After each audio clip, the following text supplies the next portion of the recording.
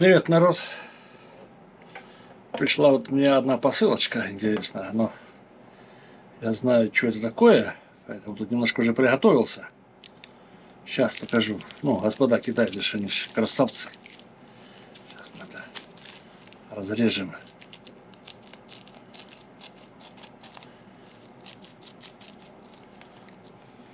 Так.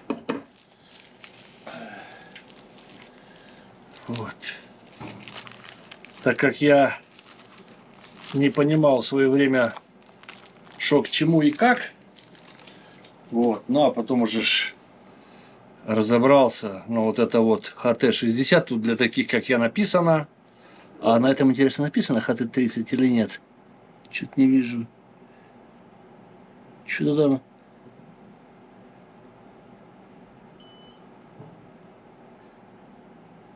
Ну, что-то такое написано непонятное. Так, вот. Купил я переходничок. У меня есть наоборот. Папа, а тут мама, а здесь наоборот. Здесь мама, а здесь папа. А купил я из каких соображений? Так как я тут паял, все напаял там, ну, вроде как держится. Но первый раз напаял плохо, пальчик из меня никакущий.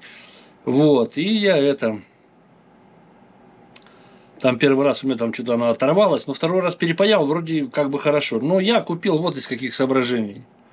Вот сюда раз, и сюда батарейку 2. И заряжать буду. Вот, все. Будет она заряжаться. Ну, вот такой вот переходничок. У меня есть наоборот, так как я балбесно понакуплял. Здесь вот... Так, тут что-то написано, но... Ага, вот, да, ХТ-30 есть. Вот. То дроны приходится, потому что на дроне вот такой вот 30-й. И приходится через переходник. Ну вот, протупил.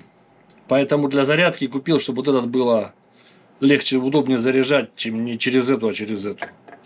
Такой вот маленький переходничок. 3 доллара и 40 центов стоил. Вот.